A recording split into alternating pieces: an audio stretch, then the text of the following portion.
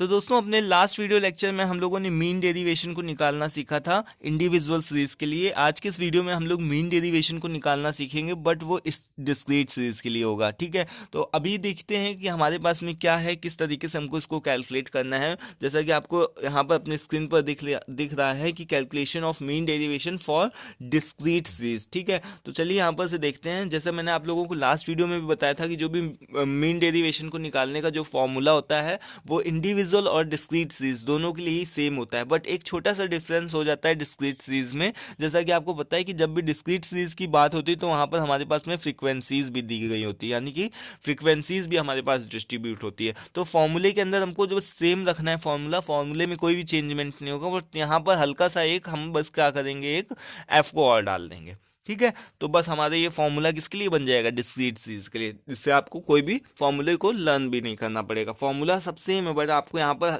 छोटा सा एफ और डाल देना है। ठीक है, तो हमारे पास में टोटल यहाँ पर 2 फॉर्मूले होते हैं जिसकी हेल्प से हम मीन डेरिवेशन को कैलकुलेट करते हैं। अगर हमसे क्वेश्चन में ये पूछा जाता है कि आप पहले मीन को कैलकुलेट करो देन आप मीन डेरिवेशन को निकालो, तब हम इस केस में ये वाले फॉर्मूले को अप्लाई करते हैं। बट जब हमसे क्वेश्चन में ये बोलता है कि आप मीडियन को कैलकुलेट करो देन मीन डेरिवेशन को निकालो, उस केस में हम लोग इस वाले फॉर्मूले को अप्लाई करते हैं। आई होप कि इतना क्लियर हो गया होगा। ठीक है, ये दोनों फॉर्मूले, इन दोनों फॉर्मूले को अच्छे से याद कर लो, लिख लो, या स्क्रीनशॉट लेना, या फिर पीडीएफ का लिंक भी डिस्क्रिप्शन बॉक्स में होगा।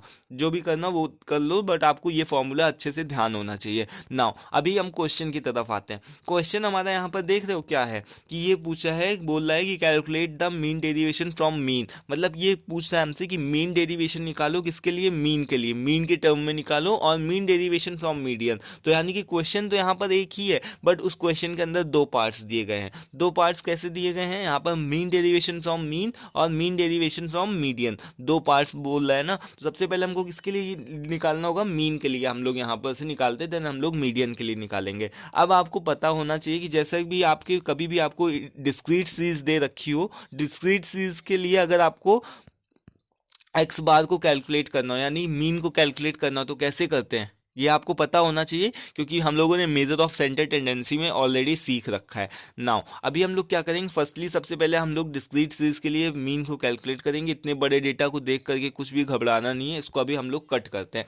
यहाँ पर आपको सिंपली जो भी एक्स है आपका क्वेश्चन में गिवन है, एफ जो भी है क्वेश्चन में गिवन है। ठीक है, अभी हमको एफ एक्स निकाल लेना है। एफ एक्स क्यों निकालना है, क्योंकि हमको पता है कि जब भी हमसे मीन निकालने को पूछता है डिस्क्रीट सीरीज में, तो हमारे पास में फॉर्मूला कौन सा लगता है, sigma F x upon sigma F, यही फॉर्मूला लगता है। तो अभी हमको क्या करना है, एफ एक्स और एफ एक्स को कैलकुलेट करना है। तो 10 से 7 को मल्टीप्लाई करोगे 70 आएगा, 13 से 20 को मल्टीप्लाई करोगे 260 आएगा। इस तरीके से हमने जितना भी डेटा है उसको कलेक्ट कर लिया। नाउ अभी हम नीचे जाएंगे और नीचे जाकर के इसका सबमिशन निकाल लेंगे, तो 9000 इसका सबमिशन आ जाएगा, और इस पूरे जितने भी आइटम्स उसका सबमिशन निकालोगे तो 150 आएगा। अब नाउ हमारे पास में फॉर्मूला क्या लगता है, sigma F x upon sigma F, यही तो फॉर्मूला लगता है ना। तो अभी हम क्या करेंगे, 9000 से 150 को जस्ट डिवाइड करोगे तो आपके पास में 60 आ जाएगा। आपको पता चल चुका है कि आपके पास में एक्स बार कितना निकल कर के आ गया, 60। ठीक है, अब आपके पास में जो भी फॉर्मूले के लिए रिक्वायरमेंट है उसको आप अपना फुलफिल करो। यहाँ पर आपको मोड में एक्स माइनस एक्स बार निकालना है, तभी तो आप एफ के साथ में इसका मल्टीप्लाई करवाओगे एक्स माइनस एक्स बार के ना। तो एक्स क्या है आपको पता है, एक्स आपके पता है यहाँ पर चेंज हो रहे हैं 10 20 30 40 50, इस तरीके से एक्स जो है आपका चेंज होता है। बट यहाँ पर जो आपका एक्स बार है जो आपका अभी निकाला है आपने, दैट इज 60 से ही आपका हमेशा जो भी होगा उसका रिलेशन बनेगा। तो 10 से -60 करोगे तो कितना बचेगा, माइनस का 50।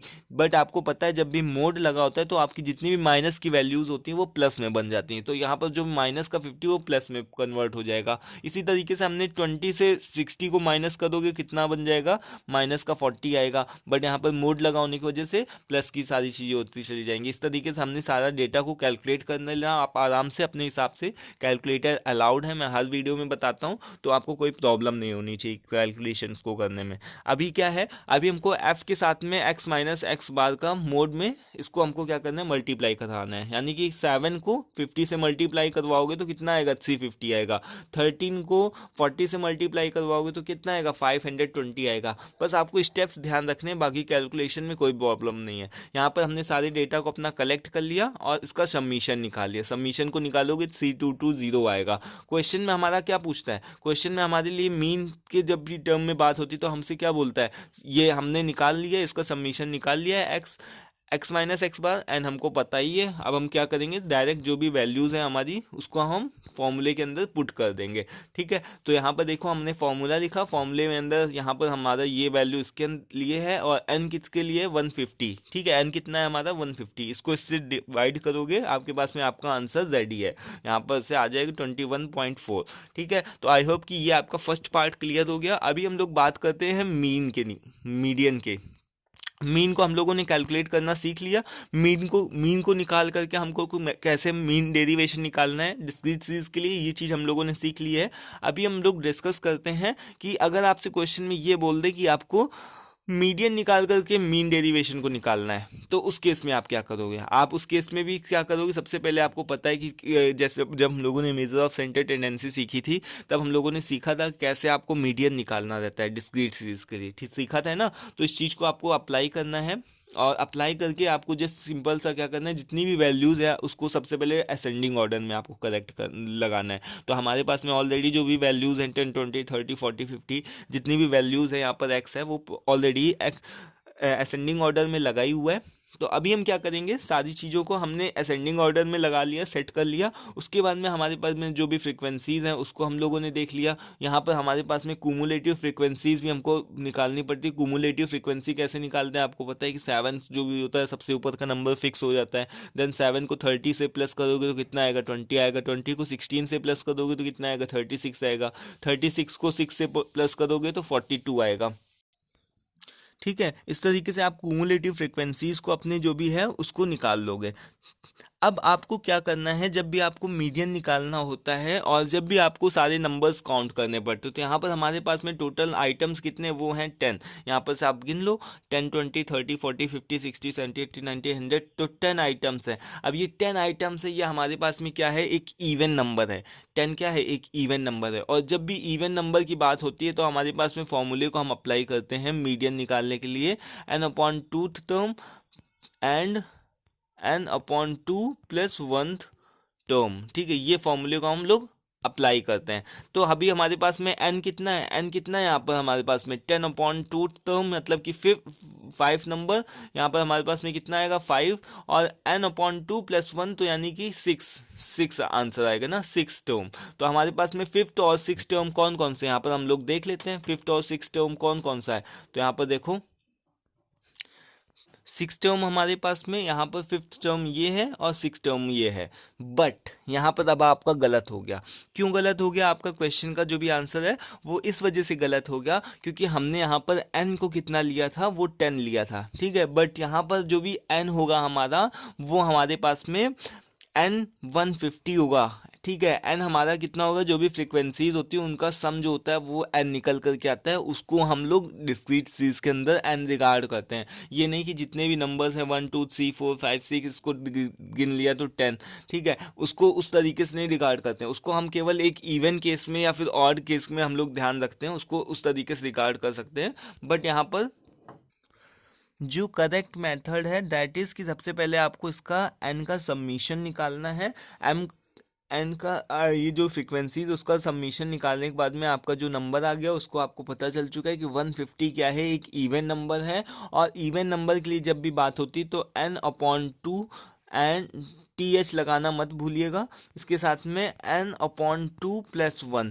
ठीक है, तो यहाँ पर से ये दोनों चीज़ें आपको कभी भी नहीं भूलनी चाहिए। तो n/2 करोगे यानी कि 150/2 करोगे तो 75 आंसर आएगा। एंड उसके बाद में कितना आएगा, 75 एक्चुअल में आंसर नहीं, वो है TH, उसको टर्म मत लगाना भूलिएगा। और 75 के बाद में क्या होता है, 76 होता है। ठीक है, तो ये दोनों चीज़ें होती है, TH लगाना मत भूलिएगा क्योंकि ये आंसर नहीं है। अभी हमको देखना है कि हमारे पास में जो क्लोजेस्ट वैल्यू कौन सी है, तो 75 और 76 से क्लोजेस्ट वैल्यू कौन सी, 75 के लिए तो ये है। ठीक है। और 76 के लिए इससे एक जाहिर सी बात है कि बड़ी होगी तो उसको हम लोग बड़ी लेंगे, ठीक है। उसके ऊपर तो जा नहीं सकते, ना ही उसको वैल्यू को चूज़ कर सकते हो, तो 103 को ही हमको लेना पड़ेगा। इसके लिए हमको ये भी लेना पड़ेगा। तो हमारे पास में दो वैल्यूज़ निकल करके आई हैं क्यूमुलेटिव फ्रीक्वेंसी में, 75 और 76, यानी 60 और 70 हम लोगों को क्या करना है, दो वैल्यूज़ हैं। अब इन दोनों वैल्यूज़ को क्या करेंगे, हम ऐड करेंगे, यानी 60 को ऐड करेंगे और 70 को ऐड करेंगे, डिवाइडेड बाई 2 करेंगे, तब हमारे पास में निकल करके आ जाएगा जो भी हमारे पास में यहाँ पर लिखा होगा 65 निकल करके आएगा, है ना। 65 निकल करके आएगा हमारे पास में। ये हमारा क्या होगा, मीडियन निकल करके आ गया हमारे पास में। तो मीडियन हमारे पास में कितना है, मीडियन हमारे पास में निकल करके आया 65, ठीक है। तो अभी आपको ये चीज़ ध्यान रखनी, मेजर ऑफ सेंटर टेंडेंसी में आप लोगों ने कैसे किस तरीके से मीडियन को निकालना सीखा था, इस चीज़ को भूलना नहीं है, अच्छे से ध्यान रखना है। अभी आपको क्या करना है, x माइनस एम करना है। तो x तो आपको पता है 10, 20, 30, 40 इस तरीके से दिया हुआ है, m आपका फिक्स है, m आपका कितना है, 65 है। तो हमने 10 को 65 से माइनस करोगे कितना आएगा, माइनस का 55, बट यहाँ पर मोड लगा है तो माइनस की सारी वैल्यूज़ क्या होंगी, प्लस में होंगी, ठीक है। इस तरीके से आपने पूरे डेटा को कलेक्ट कर लेना है। देन हमको क्या करना है, f के साथ x माइनस एम का मल्टीप्लाई करवा देना, यानी कि 7 का मल्टीप्लाई किससे होगा, 55 से होगा, तो 385 आएगा। 13 का मल्टीप्लाई किससे होगा, 45 से होगा, तो हमारे पास में 585 आएगा। In this way you can calculate the whole column. इस तरीके से आपके पास में जो भी पूरा कॉलम है उसको आपको कैलकुलेट करके उसका सबमिशन निकाल लोगे, आपके पास में आ जाएगा। तो अभी आपके पास में दो चीज़ें रिक्वायर्ड हैं फॉर्मूले के लिए, आपके पास में दोनों चीज़ें यहाँ पर गिवन है, 150 और 3190, ठीक है। तो यहाँ पर से जब आप इसको किस तरीके से करोगे, यहाँ पर देखो आपके पास में फॉर्मूला यही होता है। फॉर्मूले में जैसे ही आप लगाओगे यहाँ पर मीन डेरिवेशन को निकालने के लिए, तब यहाँ पर मैंने क्या बोला था कि इसको आपको सबसे पहले क्या करना है, 3190 और यहाँ पर n कितना है, 150। जब आप इसको 3190 को 150 से डिवाइड करोगे तो आपके पास में आंसर कुछ ये आ जाएगा 21.26। तो ये आपको इस तरीके से मैंने दोनों मेथड समझा दिए हैं, किस तरीके से आपको मीन डेरिवेशन फ्रॉम मीन निकालना है और किस तरीके से आपको मीन डेरिवेशन फ्रॉम मीडियन निकालना है। इन दोनों तरीके से आप किसी भी तरह के क्वेश्चन को आसानी से सॉल्व कर सकते हो, बट आपको पहले उसके लिए मेजर ऑफ सेंटर टेंडेंसी अच्छे से आनी चाहिए। जब आपको मेजर ऑफ सेंटर टेंडेंसी अच्छे से आएगी तो कोई भी प्रॉब्लम नहीं होगी, आपको जस्ट डायरेक्ट जो भी है अपने फॉर्मूले के अंदर ही आपको वैल्यूज़ को पुट कर देना है, ठीक है। तो आज की वीडियो में फिलहाल इतना ही रखते हैं, मिलते हैं नेक्स्ट वीडियो में। Till then take care, thank you and bye. हाँ, पीडीएफ का भी लिंक डिस्क्रिप्शन बॉक्स में होगा, पुराने वीडियोस का भी लिंक डिस्क्रिप्शन बॉक्स में होगा, देख लेना, जा करके चेक कर लेना, ठीक है। और पसंद आए वीडियो तो उसको लाइक भी कर देना, ठीक है। Thank you.